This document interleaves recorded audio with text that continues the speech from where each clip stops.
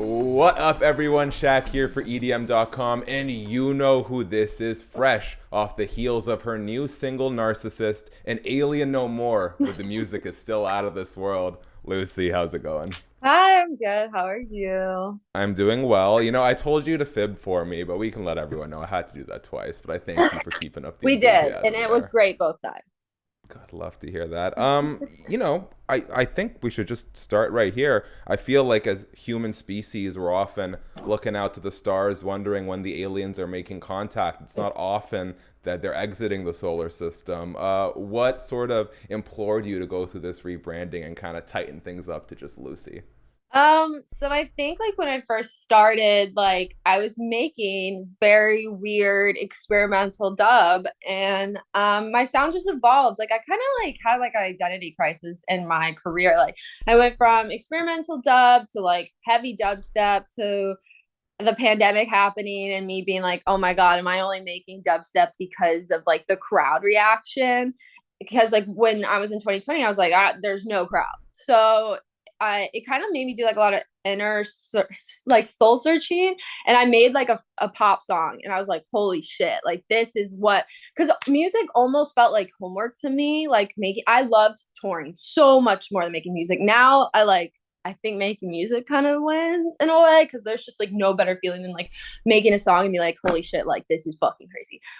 So I think I just realized like it's like almost like when I fucking knew I was gay. Like I kissed a boy and I was like this is cool. And then I like kissed a girl, I was like, holy shit, like this is awesome. And so it was kind of like that. So I think like the alien just kind of it gives me more of like younger Lucy. Like I made that when I was 21. I'm 25. It's only been 4 years, but like it's just I think it's time to like lay her in her chapter and like move on. So my URL is changing to LUCI very soon. We're chopping off an I too. That's a whole other topic, but I got sued over it. So shout out Wow, people, Luci. yeah, with the two eyes. Yeah, Okay, well, you know. well, it's not a DJ. I think anybody knows, but he's like some guy in Miami who like trademarked the name, and I was like LUCOHII, and he like really didn't like me, so he was like, "You got to cut off an eye." So that's happening soon. An eye for an eye makes the world go blind. I hope that all Hey, gets at sorted least out. no one will ever call me Lucci again. Like LUCI is honestly the spelling I wanted anyway, so it's only an I. I'm not gonna forget about it. Like out of let's say every 10 times, 100 times, you can set the parameters for me. How many times would someone call you Lucci instead of Lucy? I would say a good, like, especially when I first was starting, 70%. Oh, It's that's bad. And then, like, people will get on, like, war fights on Twitter, like, no, it's Lucci. I'm like, I'm not trying to say, like, Lucci's a bad name, because I know there are people that, like, have that name or whatever, but, like, it's not that. It's that's Lucy. But that's why when we knock off the I, no one, you can't get it wrong anymore. Let me say candidly, change can be kind of scary. And as a Lucy fan, when I heard that there's a bit of a transition or maybe an expansion into pop happening, I was like, am I ready to let go? Am I ready to move on with it? Oh, For you, what was sort of what does this pop release Narcissist drops January 20th? I think by the time this video is out, so will be the song. yeah. What does this sort of foray into pop mean for your electronic music, your space moving forward? Well, I think like for Narcissist, that is probably the most bassiest song I have on the album. I think Sleeping Pills was a very like nice crossover. But Narcissist definitely has, it's not a drop, but it's almost like that.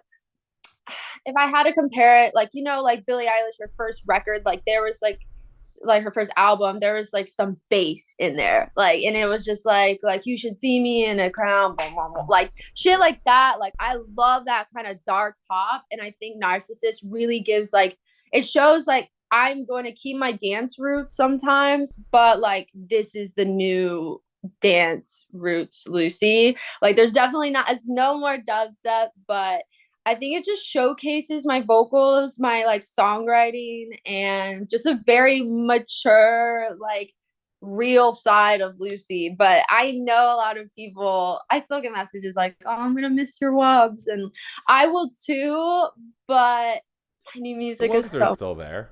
You the can new still find the music's Wubs. so much better. Like, I mean, I listen, people love I Need Your High, but I hate that song. Like, if I I really do like like the song. I love it because like I think Dirty Snatch is a great producer and I loved our thing, but like I just like my vocals on that song, that's why I hate it. Like not the production. Dirty Snatch was amazing, but the vocals are just so bad. And it's just it was so like I didn't know what I was doing. I vocal produced the music, like the my vocals, which I shouldn't have done. I never did. I watched a YouTube video, and like now I have someone doing it professionally who like does it. You know, it's just more pop. It's more mature. It's just better. I don't Well, know.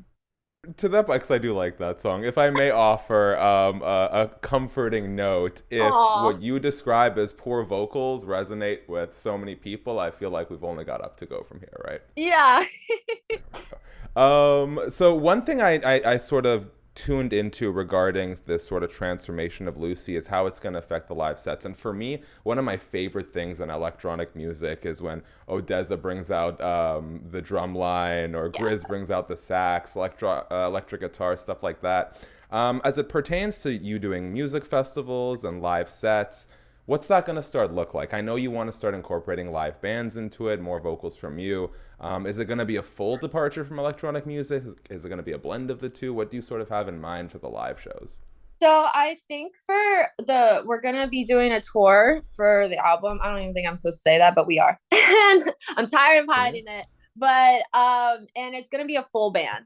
So like it's very it that tour is gonna be a departure. So there won't be like I won't be playing like I won't be playing anybody's music except for the album. You know, it's like if you went and saw like Olivia Rodrigo, she's playing her song, but it's also going to be like I have visuals. Like if you ever seen a Halsey performance, she has visuals, and it just fucking makes the performance crazy. And obviously, it won't be like to her scale. She's fucking Halsey, but it's just going to be different, and it's going to be like more of a churches kind of feel.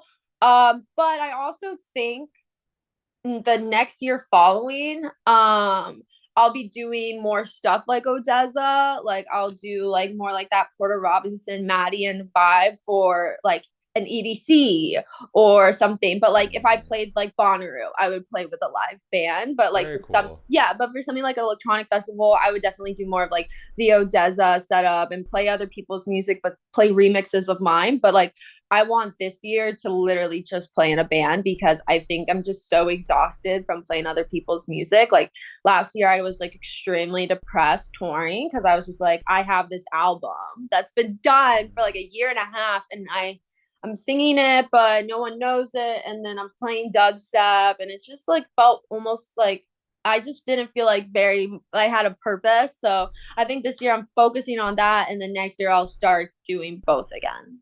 I'm usually not one to pry, and I'm awful at breaking news. But since you talked about the tour, is there a start date to the tour that you can share?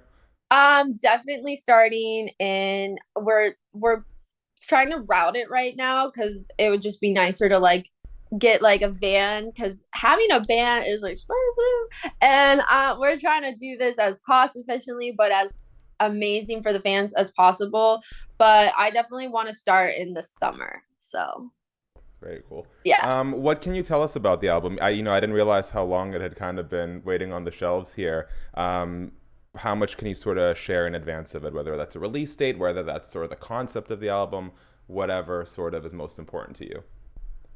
So the album is a breakup album. I mean, it's purely breakup. There's not one love song on that bitch. Like it is so angsty, but it's also like so emotional. Like I have songs to like Narcissist and Cry Baby, which are like savage to the girl after me. So savage. And then you have songs like Why Am I Not Okay? And like Please Don't Hate Me, which are just so vulnerable. So you just have such like a dip, like it's like the stages of going through a breakup. And I wrote it when I went through a very big breakup for me. So, and it's like not even just based on one breakup. I think when I had that heartbreak, I was like, oh my God, like I haven't wrote about any of my heartbreaks. So it was just like a whole emotional process of me being like writing it about everything. Like anyone, even people from like years ago.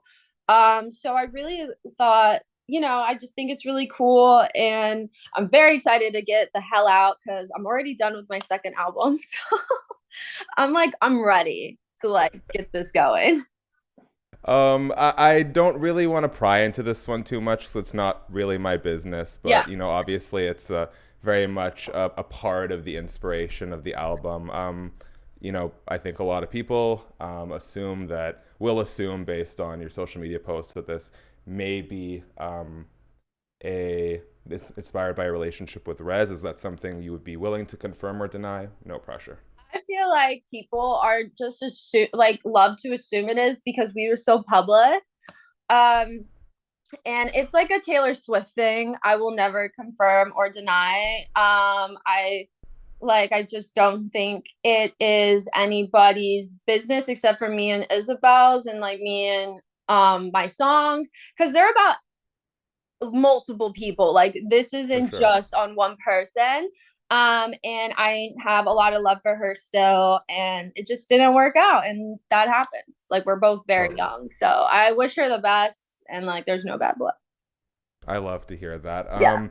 So one of the things that I noticed in the press release that was really punctuated, I'd love to break it down more. I feel like there's a lot more acceptance happening in 2020s, in the 2020s and late 2019s. We're seeing more LGBTQ plus artists emerge in all fields. I mean, even in hip hop, which is a traditionally very homophobic music market. Yeah. For you, sometimes I feel like we think everything is all hunky dory and good. I know you really want to sort of advocate and push for more LGBTQ plus artists in pop music and in electronic music. What are some of the barriers to entry that still exist today that people may not realize when it comes to being a queer artist trying to make it? I feel like a lot of people just like want to put us like in a box. Like they're like, Mm, okay, like you're gonna perform at pride events and you're gonna just do this, and like this is what you're gonna be. But I think someone who's like truly breaking the barriers is Fletcher. Like I think like you look at her and she's a pop star. Like I don't think like, oh, she's a gay pop star. Like no, she is just like, she just, I don't know, she does so much for the community. Like she just really honestly one of the biggest inspirations of me being like, all right, I'm fucking doing this to pop, because I just didn't see a lot of like lesbian pop stars, mm.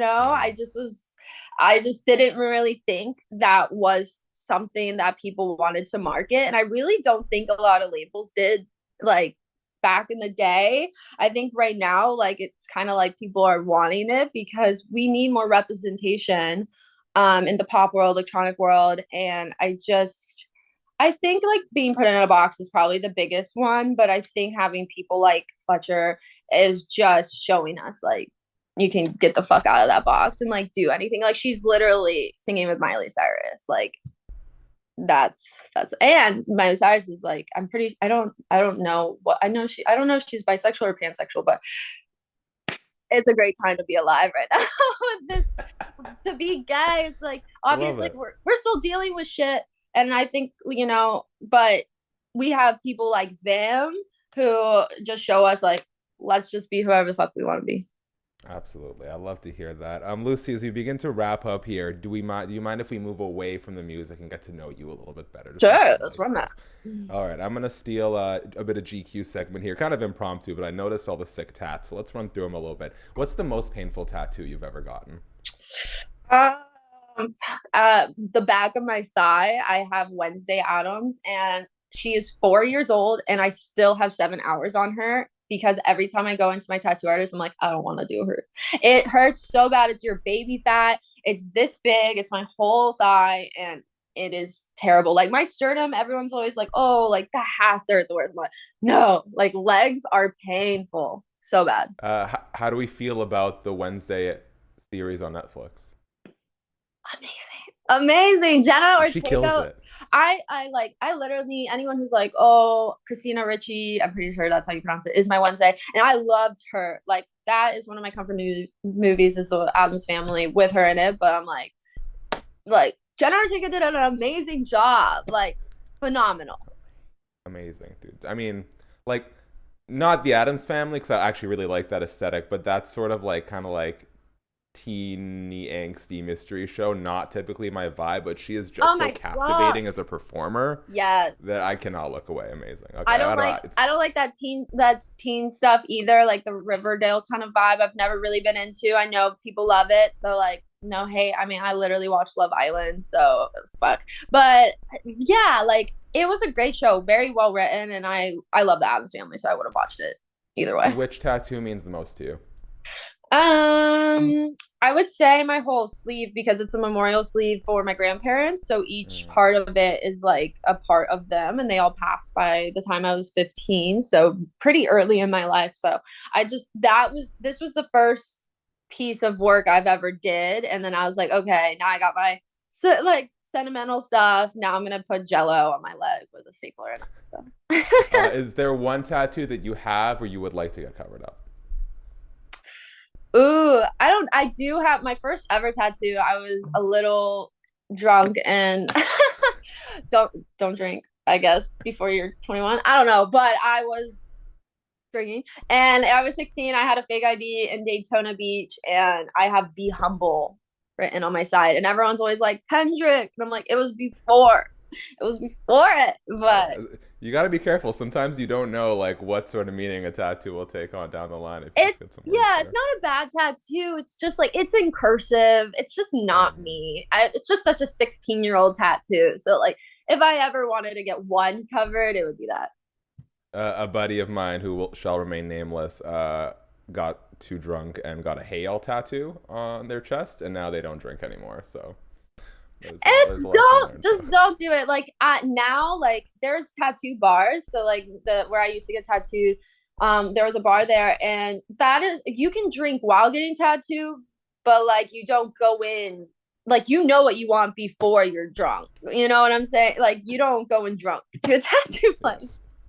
Yes. All right. To finish this off, I want to, I know the alien has sort of met its demise, but I would like to give it a proper barbarian funeral into space. I'd like to run through some sci-fi with you, if that's okay. Oh yeah, Okay. Star Wars or Star Trek? Star Wars. All right. What color would your lightsaber be? You Red. can get white ones. I think that's pretty dope. Have we made first contact with aliens already?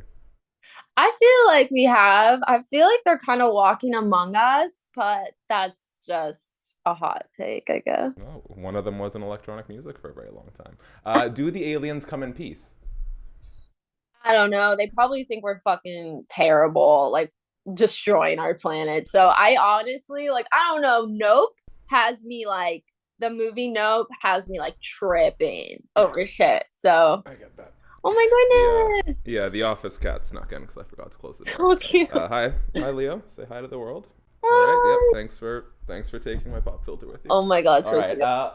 I know, such a sweetheart. All right. Lastly, I'd like you to rank these famous aliens for me. Okay. Oh my god, okay. I'll give you four. Yeah. E.T., Okay. the Xenomorph from Aliens, Okay.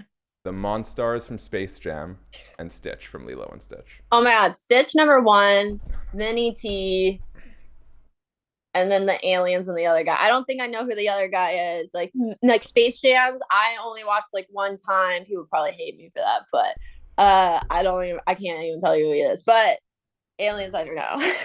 Shout out to Stitch. Yes. Wonderful. So we need to get out of here because this cat will destroy my set in a moment's notice. Luci, I want to leave you with the last word, so I'll do my part very, very quickly.